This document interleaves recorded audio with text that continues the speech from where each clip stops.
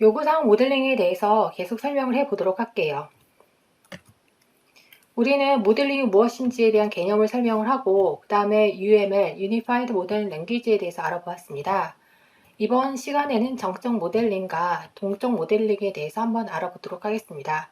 이 두 가지 측면은 소프트웨어를 가시화하기 위해서 필요한 두 가지 측면이고 가장 중요한 파트입니다. 물론 제어 모델링과 모델 검증 파트가 있지만 여기가 가장 핵심이라고 이야기해 볼 수가 있겠습니다.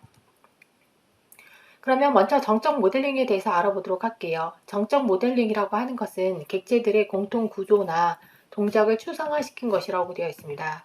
객체들을 추상화시킨 것, 뭐가 생각나시죠? 클래스가 생각나실 겁니다. 그래서 이 클래스에 대한 부분을 다루는 것이 정적 모델링이라고 볼 수가 있는데요. 이를 위해서는 객체에 대한 기본 개념에 대한 이해가 필요하다고 보입니다. 그래서 객체가 무엇인지, 그리고 연관, 집합, 상속, 다양성, 여러분들이 객체 지향 프로그래밍 언어에서 배운 개념들이 나오게 되고요. 그 다음에 클래스 다이어그램이 대표적이다 라고 되어 있습니다. 그래서 클래스 및 클래스 사이의 관계를 표현하는 파트가 있습니다. 그리고 도메인 개념과 속성에 대한 파트도 이야기하도록 하겠습니다. 여기서 중요한 부분은 앞에서 클래스란 이야기가 나왔고 클래스 다이어그램이 대표적인 것이라고 이야기를 하고 있겠습니다. 네, 조금 더 말씀을 드리면 여러분들은 요구사항 모델링을 하고 있는 거죠. 그래서 이 클래스라는 단어는 그냥 부류 이런 의미입니다. 따라서 여러분들이 클래스 다이어그램을 그릴 때 딱 구현 레벨에서 클래스 다이어그램으로 시작을 하면 너무 디테일하고요. 요구 분석 레벨에서의 클래스가 다시 구현 레벨에서의 클래스로 더 쪼개질 수 있다라는 생각을 하시면 될 것 같습니다. 클래스 다이어그램에 대해서 보도록 하겠습니다. 클래스 다이어그램이라고 하는 것은 문제나 해결책의 정적인 구조를 보여주는 다이어그램입니다. 그런데 저희는 요구 분석에 대한 클래스 레벨에서의 다이어그램을 보이고 있기 때문에 이 파트에서는 조금 더 문제에 방점이 찍히고요. 조금 더 지나가서 설계 레벨로 가게 되면 해결책에 좀 더 방점이 찍힌다라고 볼 수가 있겠습니다. 그래서 시스템을 구성하는 클래스들과 그들 간의 관계를 보이는 게 목표인데요. 분석 레벨에서는 문제 도메인에서의 시스템을 구성하는 클래스, 분석 레벨에서의 클래스이기 때문에 조금 레벨이 높을 수 있습니다. 여기에 이제 그 어떤 예제로 지금 보이고 있는 데인데요. 지금 보게 되면 고객이 있는데 고객은 지금 아이가 있고 장난감 가게를 모델링하는 것 같습니다. 가게가 있는데 가게는 지금 장난감을 가지고 있고 가게에는 여러 명의 점원이 있을 수 있다는 게 나옵니다. 그리고 여기서 보면 추천하는 그런 부분이 클래스로 나오는 걸 볼 수 있어서 추천이 중요하다는 걸 볼 수가 있고요. 또한 판매 내역이 중요하다는 걸 볼 수가 있고 그 다음에 고객이 아이에게 생일 선물로 장난감 사주는 부분들이 클래스로 도출되어 있는 것을 볼 수가 있겠습니다. 이때 이제 객체하고 클래스라는 단어가 나오는데 이거는 객체 지향 프로그래밍에서 배운 개념 그대로 가져갑니다. 그런데 레벨이 프로그래밍 레벨이 아니고 좀 더 상위의 분석 레벨이라는 부분이 좀 다를 수 있겠습니다. 그래서 객체라고 하는 것은 상태, 동작, 그리고 고유 식별자를 가진 모든 실체를 의미한다라고 되어 있습니다. 클래스는 공통 속성을 공유하는 객체 집합에 대한 어떤 정의, 제가 객체 지향 프로그래밍 가르칠 때는 타입이다 라고 이야기를 해버리거든요. 그래서 여러분들이 만드는 타입이다 라고 이야기를 하는 그 클래스가 있습니다. 그래서 클래스는 TV라는 것이 클래스고 리모컨이라는 게 클래스가 있는데 그거에 대해서 실제 TV에 대해서 여러분들 거실에 있는 TV, 여러분들 거실에 있는 리모컨이 된다면 그건 객체가 되는 것이죠. 그랬을 때 이 모델링을 할 때 UML에서 보게 되면 TV라는 어떤 전체 부류의 채널이란 게 있어야 되고 그리고 리모트라는 전체 파트에 채널이란 또 다른 객체 그 속성이 있어야 된다는 것을 정의할 수가 있습니다. 그래서 이렇게 모델링 하는 부분이 이렇게 이제 어떤 여러분들이 실제로 필요한 파트만 떼어내서 리모컨에 얼마나 많은 내용 속성들이 있어요. 근데 그 속성 중에 지금 요구사항과 관련된 속성만 떼어내서 모델링을 하게 되는 그런 과정을 보여주고 있습니다.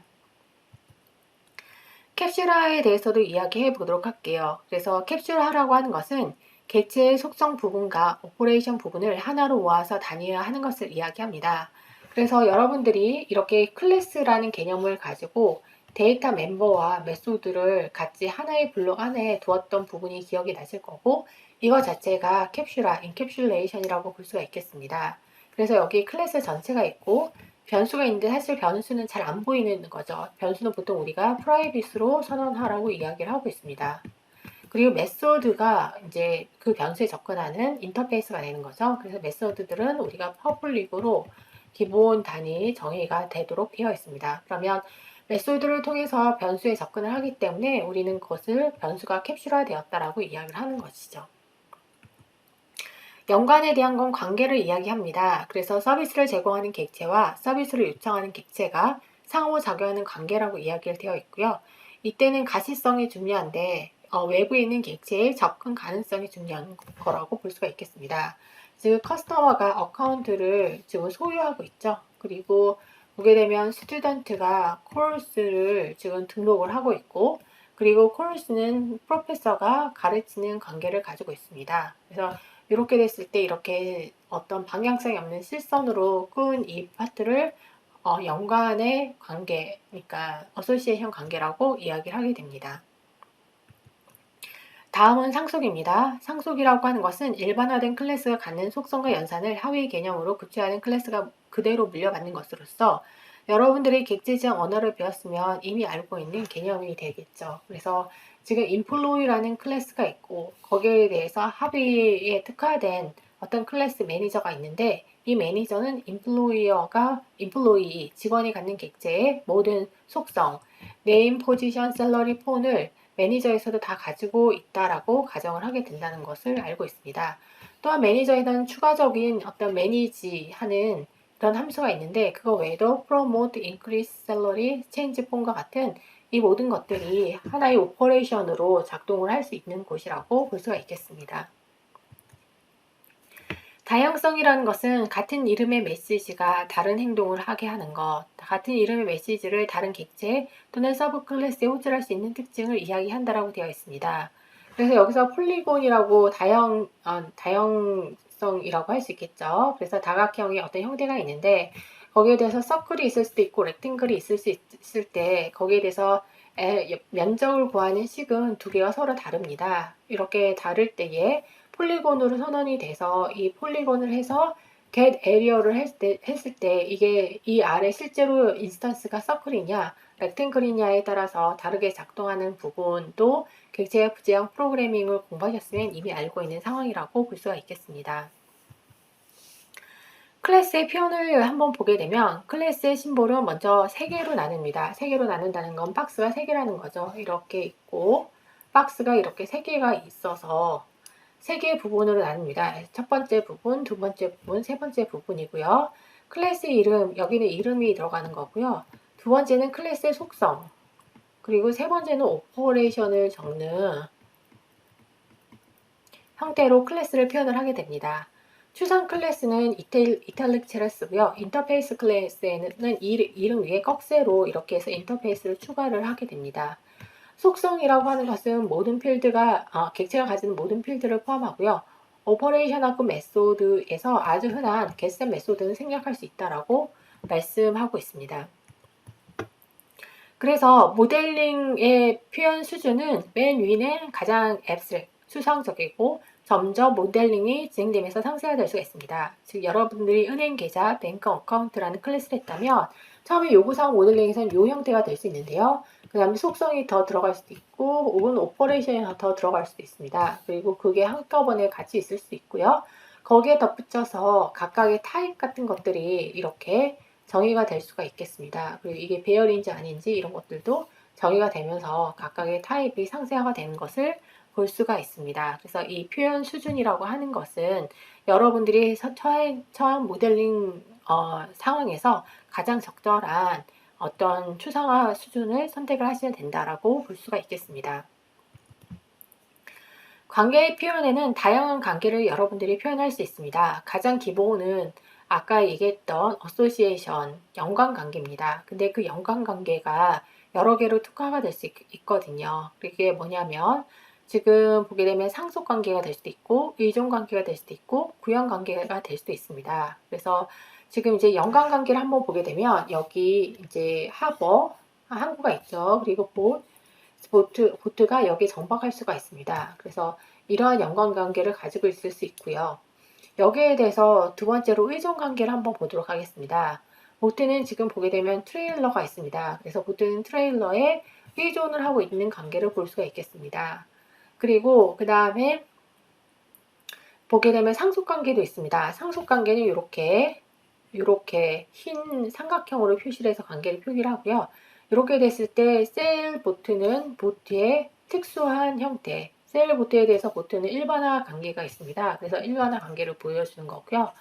이 보트에 대해서 이제 와시업을 하냐 안 하냐에 대한 부분도 이렇게 표기가 되어 있습니다. 그래서 이렇게 되면 이제 실제로 이 인터페이스를 이제 구현을 해야지 되는 거죠. 그래서 보게 되면 여기 와시라는 함수가 있으면 이 와시라는 함수가 여기에서 실질적으로 구현이 되거나 아니면 그 아래에서 구현이 된다라는 것을 우리는 유추해 볼 수가 있겠습니다. 그 다음은 이제 수강 신청 시스템이 있습니다. 그래서 이게 이제 모델링의 예로서 보여주고 있는 건데요. 보게 되면 이제 수강 신청하려면 수강하는 과목이 있어야 되겠죠. 그래서 과목이 있고 과목 선택이 있고요. 그런데 이제 과목과 과목 선택을 하는 거는 학생이 하는 거죠. 그래서 학생이 지금 뭐 웨이트 리스트 4라는 그런 관계를 가지고 있는 걸 볼 수가 있습니다. 그리고 이제 플랜 오브 스터디를 이렇게 하고요. 거기에 대해서 이제 과목을 요청을 하는 파트가 나와 있는 걸 볼 수가 있고요. 그런데 여기서 보게 되면 프로페서는 수강 신청에서는 스튜던트 어드바이서는 역할을 하는 것을 볼 수가 있습니다. 그리고 보게 되면 학생은 성적표가 있고 레지스트레이션 하는 게 있고요. 그리고 여기서 보게 되면 여기 마름모꼴이 있는데요. 마름모꼴은 그 조합의 관계, 그러니까 어그리게이션이라고 해가지고 집합의 관계라고 볼 수가 있겠습니다. 그러니까 과목들을 쭉 등록을 하면 그게 결국 성적표에 나와야 되는 거잖아요. 그런 입장에서 이제 집합의 관계라고 볼 수가 있겠고요. 여기도 코र्스 셀렉션 하면 스케줄 오브 코र्스가 있는 것을 볼 수가 있겠습니다. 그래서 또한 프로페서와 스튜던트 모두 다 person이라는 일관된 공통성을 가지고 있기 때문에 그 부분을 표현을 한다라고 볼 수도 있겠습니다. 동적 모델링에 대해서 보도록 하겠습니다. 동적 모델링이라는 것은 아까 클래스 다이어그램은 정적 모델링이라고 했고 동적 모델링은 그렇다면 또 다른 다이어그램을 쓸 거라고 우리는 유추를 해볼 수가 있겠죠. 그래서 동적인 측면을 나타내는 것이고 소프트웨어가 실행될 때 변경될 수 있는 뷰를 이야기합니다. 그래서 시간의 함수로만 이해할 수 있고 그리고 예를 들어서 객체가 상호작용 패턴 같은 것들이 동적 모델링에 어떤 나타내야 되는 정보가 될 수가 있겠습니다. 이 동적 모델링은 정적 다이어그램을 보완하는 역할을 합니다. 그래서 상호작용 다이어그램으로서는 시퀀스 다이어그램 혹은 숫자 다이어그램이라고도 이야기하고요. 그리고 협동 다이어그램 두 가지가 있는데 그 중에서도 시퀀스 다이어그램을 가장 주요하게 활용하고 있습니다. 시퀀스 다이어그램이라고 하는 것은 서비스를 제공하기 위해 시스템의 동작을 정령하는 다이어그램이라고 볼 수가 있겠습니다. 그래서 객체들의 메시지 교환을 시간의 순서에 따라서 시각화하여 나타난다라고 이야기를 하고 있는데요. 한번 보게 되면 여기에 이제 기본적으로 메시지를 보내는 어떤 객체가 있는 거죠. 그래서 객체가 라이브러리로 지금 어떤 요청을 하고 있고요. 여기에 대해서 이제 패트론 쪽으로 보게 되면 has overdue books라고 이야기를 하고 있는 걸 볼 수가 있습니다. 네, 그래서 이렇게 되어 있고요. 그래서 이제 펄스를 이렇게 넣어주면 이제 그 유지를 해달라고 이제 add to holdings 이렇게 들어가는 부분이 있고요. 그리고 나서 그 assign to patron이라는 부분이 들어가 있고 지금 book이라는 부분에 있어서 거기에 대해서 다시 함수를 보내는 부분이 있습니다. 그래서 이게 보게 되면 요 각각이 객체에 해당이 됩니다. 그래서 점점 뒤에는 클래스가 되는 거고요. P1, B1 이런 것들이 객체가 되는 거고요. 여기 이 파트를 우리가 시간의 흐름을 나타내는 선이라고 이야기를 합니다. 그래서 실행 기간이고 여기에 대해서 이렇게 삼각박스가 있으면 이건 이제 객체가 살아있는 기간을 뜻하게 됩니다. 그리고 이렇게 보내는 이 화살표는 이제 메시지를 요청을 하는 거라고 볼 수가 있고요. 거기에 대해서 답신을 굳이 표시를 하고 한다면 이렇게 점선으로 표기를 하는 것을 볼 수가 있겠습니다. 그리고 보낼 때는 이렇게 파라미터를 넣을 수도 있고 넣지 않을 수도 있고 이렇게 이제 되고요. 추상화가 높은 레벨에서는 넣지 않겠지만 추상화가 더 구체화되면서 내용을 계속 넣도록 되어 있습니다. 그래서 또 이 점선은 여기 아래에 있는 것처럼 값이 리턴에 대한 선은 보통 생략하기도 합니다. 그래서 시퀀스 다이어그램의 요소를 보게 되면 일단 객체가 있습니다. 그래서 객체 집합이 있는데 여기에서 대해서는 특정한 클래스의 객체를 의미하고요. 객체 이름만 쓰기도 하고 클래스 형태만 쓰기도 합니다. 근데 땡땡이라는 이 콜론 앞의 객체 이름, 콜론 D가 클래스 이름이라고 볼 수가 있겠습니다. 라이프 라인이 있는데요. 라이프 라인이라고 하는 것은 객체가 시스템에 존재하나 아직 실행되지 않았음을 의미합니다. 그래서 아직 활성화되지 않고 아직 인스턴스가 안 만들어진 상태라고 볼 수가 있고요. 활성 막대, 이 사각형이라고 하는 것은 시스템이 존재하는 메소드가 막대의 길이만큼 실행됨을 의미합니다. 그래서 점선은 라이프 라인이라고 볼 수가 있겠고요. 객체 소멸을 할 때는 이렇게 X자를 표기를 할 수 있다는 부분도 있는데 잘 사용하지 않는 노테이션입니다. 메시지 호출은 이제 선을 긋고 그 위에 메시지를 표현하면 됩니다. 이 이야기는 한 객체에서 다른 객체로 메시지를 보냄을 의미하고 즉 함수가 호출됨을 이야기합니다. 그래서 상호작용하는 두 객체를 연결을 하고요. 프레임이 있는데요. 프레임은 우리가 시퀀스를 나타내다 보면 반복이 될 때가 있습니다. 그래서 그 반복이 될 때 혹은 어떤 A랑 B 상황에 태길이 될 때를 묶어서 표현하기 위해서 가끔씩 프레임을 쓰고 이 오퍼레이터의 루프 같은 것들을 쓰기도 합니다. 시퀀스 다이어그램의 작성 과정을 보게 되면 첫 번째는 참여하는 객체를 파악하고요. 두 번째는 파악한 객체를 X축에 나열하고 라이프 라인을 끊는 부분이 있습니다. 그리고 세 번째로 사용 사례에 기술된 이벤트의 순서에 따라서 객체의 메시지 호출 표현을 한다라고 볼 수가 있겠습니다. 그래서 지금 수강 신청을 하는 파트에 대해서도 앞에서는 정적인 어떤 구조의 예로 보여주었다면 클래스 다이어그램으로요. 여기는 시퀀스 다이어그램을 이용해서 동적인 메시지의 흐름을 보여주는 것을 볼 수가 있겠습니다. 다음에 협동 다이어그램에 대해서 보도록 하겠습니다. 협동 다이어그램은 사실 시퀀스 다이어그램에 있는 형태를 다른 방식으로 나타내는 겁니다. 그런데 보게 되면 시간의 순서보다는 어떤 객체 간의 인터랙션과 객체 간의 구조에 좀 더 강조를 해서 약간 클래스 다이어그램과 유사한 형태를 띠고 있으나 메시지가 표기되는 부분이 다르다라는 부분을 알 수가 있겠습니다. 그래서 여기에 대해서 이게 왜 같은지에 대해서 한번 앞과 비교를 해서 보게 되면요. 지금 여기서 이제 학생이 보게 되면 리퀘스트 레지스터를 하게 되죠. 그래서 레지스터 이렇게 돼서 GUI 쪽에서 콜스 셀렉션 쪽으로 이제 그 요청을 보내고요. 그리고 거기에 대해서 지금 콜스로 지금 메시지가 하나 가는 걸 볼 수가 있겠습니다. 그래서 프리 리퀴짓 이렇게 되어 있고요. 그리고 여기에 대해서 콜스 셀렉션을 해서 스탠트가 있고요. 그리고 다시 헬스 프리 리퀴짓 해서 레지스트레이션 쪽으로 체크를 하는 이런 과정들을 볼 수가 있겠습니다. 여기 북에 대한 어떤 의미가 있네요. 그래서 라이브러리가 이제 북을 크리에이트 하는 파트가 있고, 라이브러리가 체크아웃을 하는 파트가 있고요. 그리고 assign copy to patron 하는 파트가 있고, 체크아웃 듀레이션이 있고, 체크아웃 타임 리밋이 있는 것을 볼 수가 있겠습니다. 다음으로는 사용 사례 다이어그램에 대해서 이야기해 보도록 하겠습니다.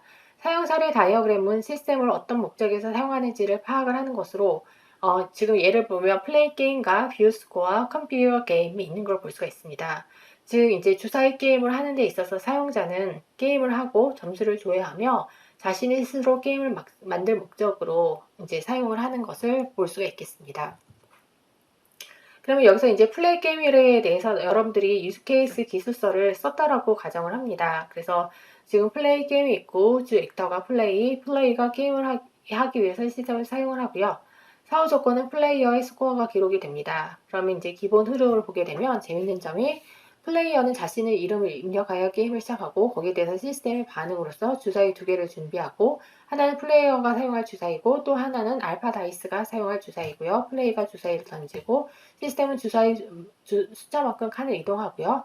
만약 도달한 칸이 이벤트 칸이라면 플레이는 그만큼 전진하거나 후퇴시키고 그 다음에 시스템은 또 어떤 작업을 하고 그 다음 조건, 플레이어가 어떤 조건, 시스템은 해서 플레이어와 시스템이 번갈아서 주어로 나오는 것을 볼 수가 있겠습니다. 또 뷰 스코어의 파트에선 간단하지만 이것도 유즈케이스 기술서로 표현할 수 있고요. 플레이어는 스코어 목록을 요청하고 시스템은 스코어 목록을 보여주는 상태로 진행을 하는 것을 볼 수가 있겠습니다. 그러면 이제 클래스 식별은 보통 이제 우리가 기술한 유즈 케이스 명세서 등 문제에 있어서 명사들을 클래스 후보로 추출하게 됩니다. 그래서 주사위 게임, 주사위 스코어 이런 명사들이 있었기 때문에 이런 것들을 클래스 후보라고 이야기하고요. 그거 외에도 이제 이 알파 다이스나 플레이어 이름 승자, 칸 이벤트 칸, 목표 칸, 주사위 숫자 이런 모든 명사들이 클래스 후보가 될 수가 있겠습니다. 그런데 여기서 어떤 것들은 속성으로 가는 경우도 있으니까요. 이렇게 여기도 속성이라고 되어 있죠. 그래서 이 세 가지는 속성으로 하고 이 정도가 클래스 명사 이 정도인데 알파 다이스는 주사위 게임과 동일하기 때문에 이것도 취소하고 결국은 주사위 게임, 주사위 스코어가 클래스 후보가 되는 것을 볼 수가 있겠습니다. 그렇게 되면 클래스 다이어그램에서는 다이스, 다이스 게임, 스코어가 명사로 도출되는 것을 볼 수가 있고요. 여기에 기반으로 해서 시퀀스 다이어그램은 아까 유즈케이스 명세서를 기반으로 해서 우리가 작성을 하게 됩니다. 그래서 플레이어가 있고 다이스 게임이 있고 다이스가 있고 스코어가 있으면 그걸 기반으로 해서 어떤 크리에이트나 어떤 움직이는 것 그리고 결정하는 것들을 흐름으로 나타내는 것을 볼 수가 있겠습니다. 뷰 스코어는 간단하니까 이렇게 되는 거죠. 플레이 뷰 스코어하고 디스플레이 스코어가 되는 걸 볼 수가 있겠습니다. 여기서 재밌는 파트는 뭐냐면 지금 뷰 스코어라고 요청이 왔잖아요. 스코어에 뷰 스코어 하나밖에 없지만 이렇게 간 메시지가 어디 있는지를 보도록 하겠습니다. 그러면 스코어가 있으면 스코어에 여기에 뷰 스코어가 있는 걸 볼 수가 있습니다. 즉 객체가 있고 객체 두 개가 있는데 객체 두 개에서 메시지가 이렇게 가면 그렇게 간 메시지는 이쪽 객체에 오퍼레이션이 된다, 메소드가 된다라는 것을 우리는 유추할 수 있겠습니다.